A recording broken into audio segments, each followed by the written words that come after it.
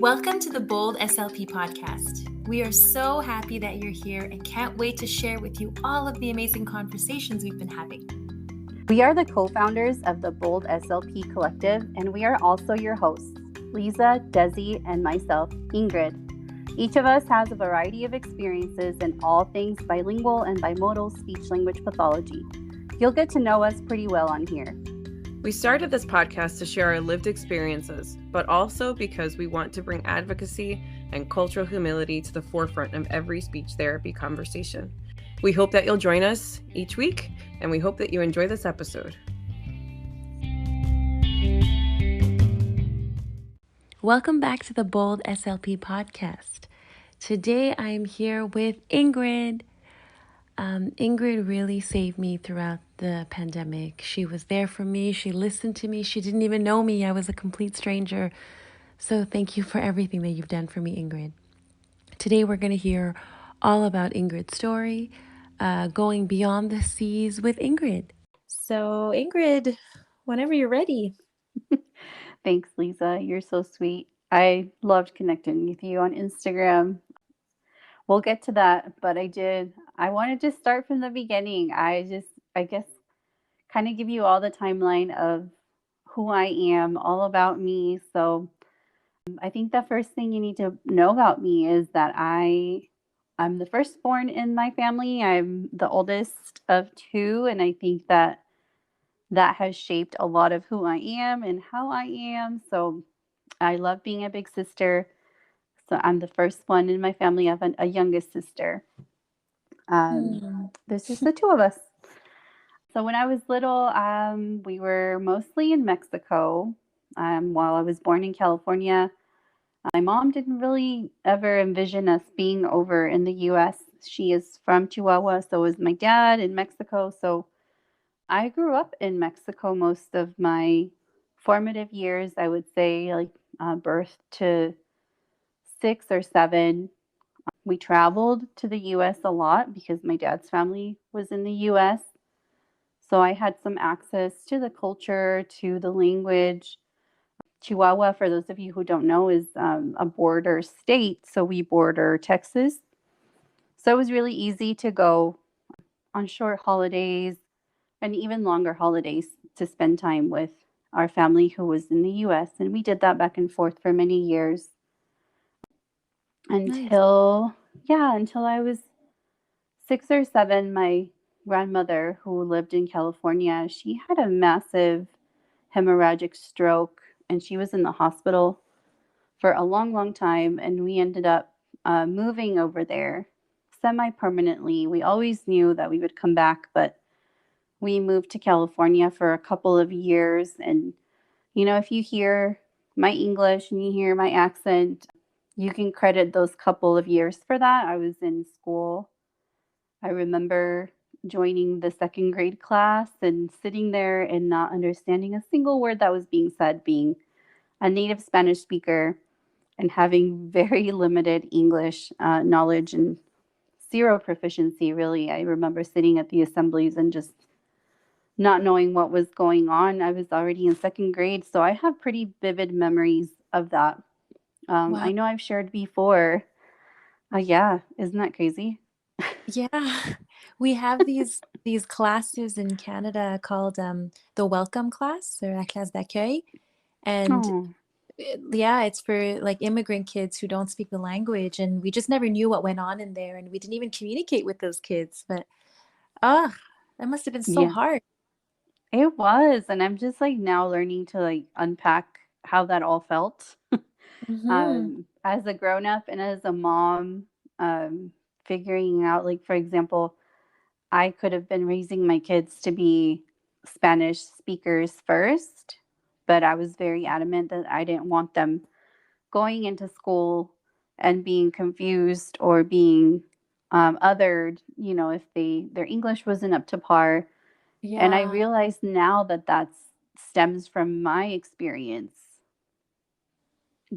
I don't know that it would happen today, especially in the amazing school that we landed in, but just that little bit of residual pain from my experience. I was like, nope, they got to have their English down first before we start with Spanish.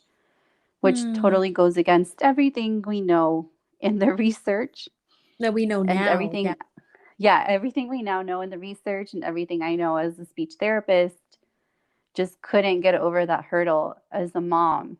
And it Mm-hmm. just brings me back to those first few months in school in California being totally lost. I know I've told this story before.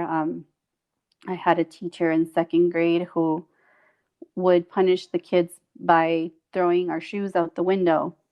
And it could be anything. It could be speaking out of turn. It could be, you know, grabbing someone else's pencil.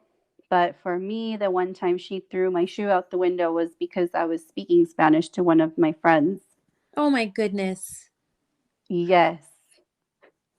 So, and that was, I mean, I'm not that old. It was maybe 20 plus years ago. Yeah. So when people now ask me why I'm so loud about linguistic diversity and language equity, it's because those kids that we speak of, that was me. I was one of those kids. I'm And so sorry, Ingrid. oh, Yeah. it's okay. I was so lucky, Lisa. I have the best parents in the world. They came home after working all day and they sat down with me to make sure that I didn't lose my Spanish skills. Even not Mm-hmm. knowing back then, how much they were giving to me. They would sit down and teach me from the textbooks from Mexico, and they would make a point of me being proud of my Spanish speaking skills and my Mexican heritage. So I never really even felt othered in the country or at home. It was just those little moments at school that kind of like, I think, sat with me in a way that I hadn't really processed, I guess. Not to get Good into for like a them. therapy session. No, but I'm so proud of your parents. And I mean, this is all a part of your journey. So just like go with it. Yes. So after that, I was a really confident little girl, English and Spanish pretty strong. Within like 6, 7 months, I feel I became really, really confident in school. And then soon after, I believe we spent a summer in Mexico, and then we came back, and I was in third grade, and I'll never forget her name. I don't want to say her name, but I remember her name and her face. My third grade teacher, she was Hispanic. I don't know exactly her heritage, but she spoke Spanish, Mm-hmm. and she was a godsend to me, after having had that experience the year prior, and then just being stronger in my English, and just I kind of hit my stride in third and fourth grade. And also in fourth grade, I had another Latino teacher. I do remember he was from Puerto Rico. All this to say that, just the difference between one year to the next, having Yeah. that representation and that connection with a teacher who looked like me, who spoke the language that I spoke at home. So I don't know, for all the teachers out there who think that they don't make a difference, I hope they know they do. But So after that, oh, go ahead. sorry, in grade two, you didn't speak any English. And then in No, grade three, you did. yes. So it kind Amazing. of took And it was those few helpful to months. have a teacher and, seeing representation too. And that there was that comfort level too, right? That allowed Yes. you to take risks and, Well, oh, and wow. she Okay. would allow me, like, I have this very clear, vivid memory of the word dark in Spanish, because she would allow me to use my Spanish skills to show what I knew whenever there were gaps, as my bilingualism was developing.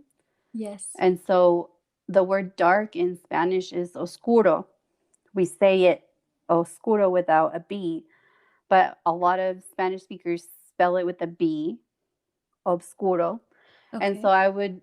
I would spell it with a B, and she would tell me, no, no, it's not with the B. And I would go home to my mom, and she's like, your teacher's wrong. and and I would go back to class, and she's like, oh, maybe I need to learn. And she would literally like humble herself in front of a third grader and look it up in a dictionary. And she'd be like, you're right. They are both correct options. Like, Wow. we were both correct. And she would do things like that for me that I think meant everything. What an incredible teacher. Wow. Yes. That's why I'm like, I know her name. I haven't forgotten her. I don't know where she's at, but I don't know. I don't know whatever happened. There was no social media back then. It was, Right. but yeah, after that, I think my mom didn't like California. Mm. And I didn't know at the time, I didn't understand. I was fine either way. I'm just a kid. They made sure I was protected and happy. But we went back to Mexico after that. So I was only in the US really part of the second grade, third and fourth. And Okay. then we went back to Mexico, and that's where the rest of me, kind of came about. I went to grade school, finished grade school, and then middle school. I don't know if you guys have middle school in Canada, and No, we then don't. high We school. go from elementary straight to high school. Okay, so it all kind of stays together. But our elementary is a Uh, little bit longer, so yeah. yeah. In Mexico, it's longer too. You go until the sixth grade in elementary, Mm.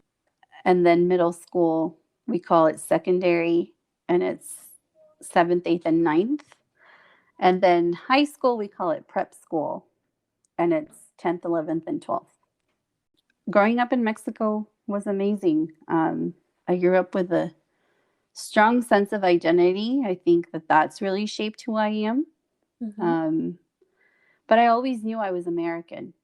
And I think that's hard for people to understand, especially in recent climate where you have to be one thing or another. Yeah. I always knew I was American. I always loved being American, and I loved being Mexican. And I think it's okay to be both and honor both and feel patriotism for both. I don't see it as something that is one or the other. Mm-hmm. Um, and so that's kind of part of me, and it's part of my children now too, because they understand that they are both American and they're Mexican because their mom is Mexican, their grandparents are Mexican. So it's kind of something we navigate now, but back then it was hard for me for because people didn't understand. I wasn't Mexican enough sometimes, and then I wasn't American enough sometimes, but I think we're going in the right direction now, talking about identity and Yeah. what we feel inside and what heritage matters to us. So those years were really special being with my family, just being, I don't know, I feel in Mexico, children grow up to be a little bit more independent, if that makes any sense. Mm-hmm. I just felt really independent. I was taking public transportation at age 15. I don't see that happening here for my daughters. And just, I don't know, just a lot of freedom, which always people wonder, and why did you move back to the US? And it was again my grandmother who had recovered. She became ill, and we decided that we would move for good this time. My parents received their permits, their permanent residency permits to move, and I was 16, and I was heartbroken. I had my whole life. We had just bought a house, and I was in really amazing private preparatory school. I had a boyfriend, I had friends, I had an entire life. I was learning to drive, and all of a sudden Yeah. we were moving, and I didn't even know where we were going. Oh no. Okay. Yeah, that's a big shift. Yeah, it was. At the time, being at that private school, there was a lot of expectation. I know we talked about that in your episode a little bit. I got accepted into a very prestigious private school. I was on scholarship at the age of 15. I had to test into this school. And so the pressure was on everybody there. Like you mentioned, Lisa, was either going to be a doctor, an engineer, a lawyer, something major. Mm-hmm. Um, and the course load was heavy. And I was taking organic chem and English when I was 16 years old. Because I Did you thought, enjoy those courses? oh, I loved it. I loved it because not only did I enjoy the science, I enjoyed math. it was an easy layup for me already being an English speaker, you know, whereas my peers were learning English sometimes as a second language. For me, it was kind of like extra little boost, you know, something that was easy to me because of my time spent in California. Mm-hmm. So that's when I started taking French. Woohoo! I know, because English was easy and Spanish was easy. So we went for the third language, which was amazing. Yeah, so French was my third language. And I think I started when I was 15. And I really loved it. I had this amazing teacher from Quebec. She was so interactive. We were never sitting down, never doing a workbook. We were playing Uno, we were playing charades. And towards the end of the third semester, we put on an entire play in French. And I wish I remembered what it was. I think it was something from Shakespeare. I just can't remember if it was Romeo and Juliet or Midsummer Night's Dream. Mm. I'm Shakespeare in trying to French. recall it. Yeah, she was so exciting. She was, you know, just so dynamic. And then my Mm-hmm. last semester, I went to the more advanced class with which was with a man from France. I can't remember his name. Obviously, didn't make a big impact on me, but he was the workbook and don't speak any Spanish or English in my class. You Mm-hmm. know, so it was a little bit kind of like the luster wore off for a little bit, Mm-hmm. but I had a lot of the basics and I enjoyed it, and language came easily to me. I think maybe like already having learned two languages, the third one wasn't that bad and it was exciting at first. So Mm-hmm. I tried to keep it up. I know we talked about that before in our conversations, that I feel like I've lost my French. I'm here for you, so I you're ready. know. Thanks. I know. I'm like so self conscious about it. But yeah, that was me in high school. And I feel like we moved to the US and I just grew up real quick. I didn't have time for messing around and parties and, you know, getting to know people. I had 3 semesters left if we were being real, because I moved midway through year 11. And Mm-hmm. I just wanted to get out of there. I wanted to be done and I wanted to go to college, and that was it. And so I feel like that last year and a half is kind of a blur. I tried to do everything I could to catch up because I didn't have, you know, the US history and US geography. You know, I was Mm-hmm. missing some of those extras. So I did a lot of that online and just trying to keep afloat. And I did do some AP stuff, like you were talking about the pressures. I thought I still wanted to be a pediatrician. I thought I still wanted to go to med school. I took advanced anatomy and physiology. And like you said, it wasn't, did you say pigs? I can't remember what you said, dissecting. It, Rats. Even worse. rats. It wasn't rats for us. It was a cat, Lisa. Uh, uh, well, that will deter We anyone from the field. we were dissecting a cat, and that Ugh, keep Ingrid, on stop. going. I did want to go back to something you were saying before. Yeah, go ahead. I feel that a lot of us, especially immigrants, always feel the need to like catch up to the rest of our peers, whereas Right. most of them are in no hurry and like take gap years. And I don't know where this came from, where we constantly feel like we're behind, but we're fine. Yeah, I don't know. And I was honestly like, I graduated in the top 10% of my class, Yeah, and I I have no was not doubt. happy. I was not happy about it. Oh, I could not care less because I wasn't top five. hmm. You know what I mean? Like that drive that seems like it's good drive, but it's rooted in something else. Yeah, I feel like we all feel that the standard just has to be higher for us. Like we Hmm. already feel lower than the you're not as good as. So we put the bar we set so high for ourselves. And yeah, it causes a lot of confusion, damage to our self-esteem. Right. Yeah, I was just glad to be done. And honestly, I understood that if I had more time, there, I could have achieved that goal. Mm-hmm. But at the same time, I didn't celebrate what I did achieve. And so now I definitely am more mindful of that with myself and in raising my own children. Great. Great. Because I don't think it was anything that my parents put on me. It was just society. I was coming in as a new girl, as a girl who looked different and had a different name, Mm-hmm. and was coming in from Mexico. And I actually went to two different high schools. I didn't even tell you that, because we were in one part of Texas for a few months and then in another part of Texas for the rest of the time. So I was the new kid twice Oh, in that year. yeah, that's Um, really hard. yeah, so I think now that I think about it, like I became really good at making friends, but not really good at keeping them. Not really good at keeping in touch, not really good at going deep enough in a friendship that you could get hurt if something happens or if you lose that friendship. Mm-hmm.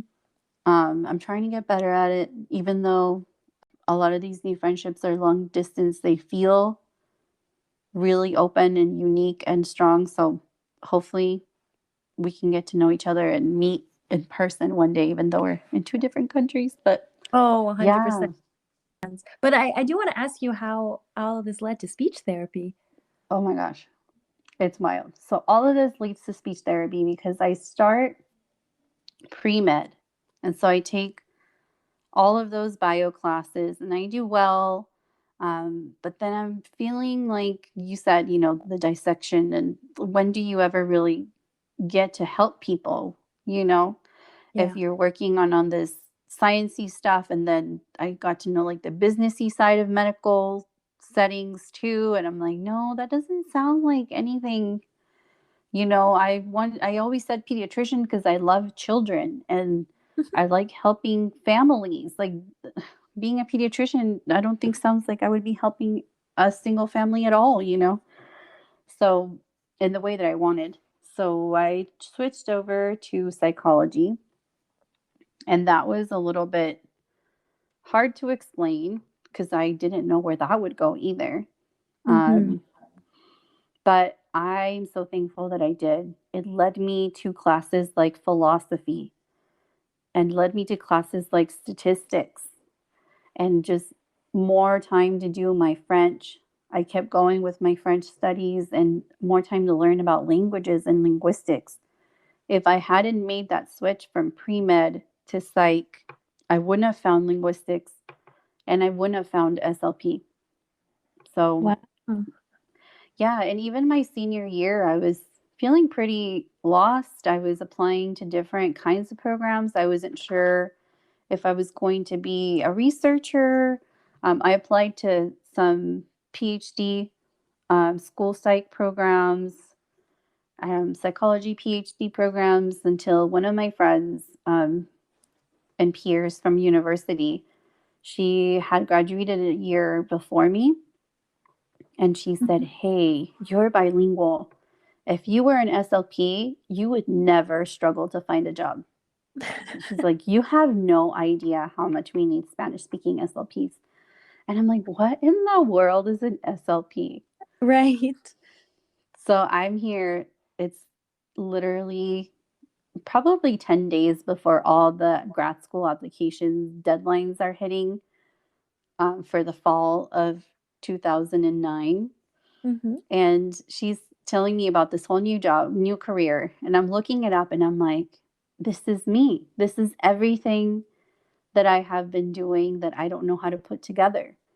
All of my love for anatomy and physiology, for helping people, for languages and linguistics, for bilingual brains, for behavior and human interaction, like all of the things that I've been kind of flip flopping and bouncing around with, put Yes. into one little packet called speech language Yes. pathology. So I was obsessed. I was obsessed and I didn't care if I got into all those other programs that I had applied to. I wanted to get into an SLP grad program.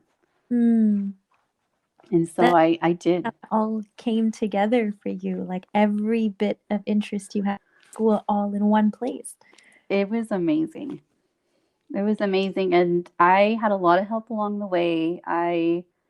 As always, I had scholarships, I had financial aid through college. So I was working. That's one of the programs from federal funding. You kind of get a grant and you do a work study. I was working for the last 4 years. I mean, I'd been working every year in school, but the last 2 years of college, I was working with a person from New Mexico who had a friend who was a professor of audiology. And so she said, "Hey, if you're looking into SLP, you got to meet my friend." I was like, "Okay, what does your friend do?" She said, "Oh, she's an audiologist at this really awesome program." And I'm like, "Oh, okay, I would love to like pick her brain."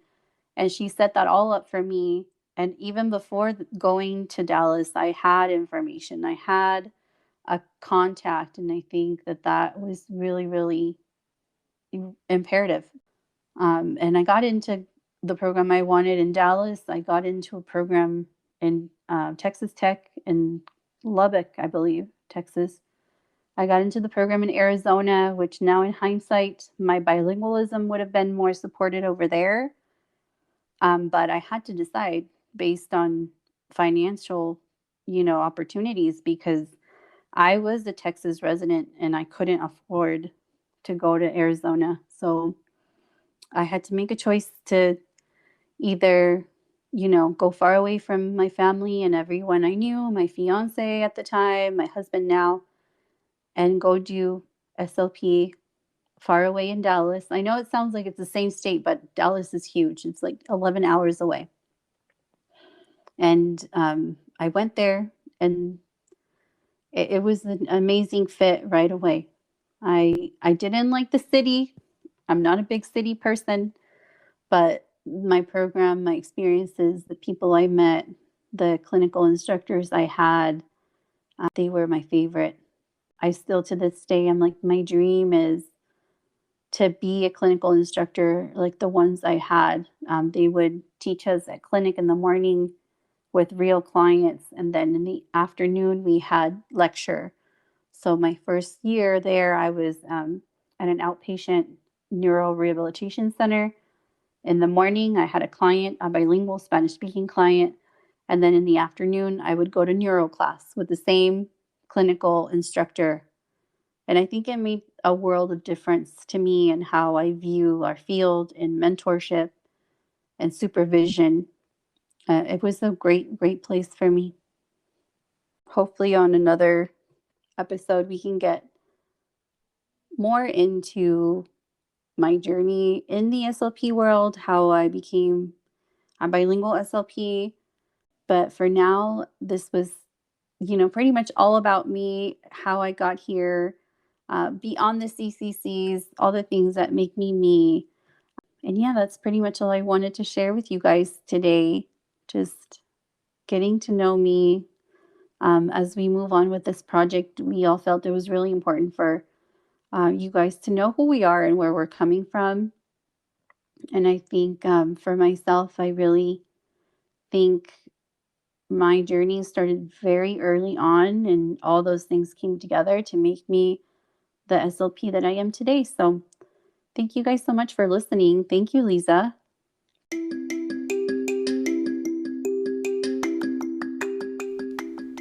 Thank you for listening and supporting the Bold SLP Collective.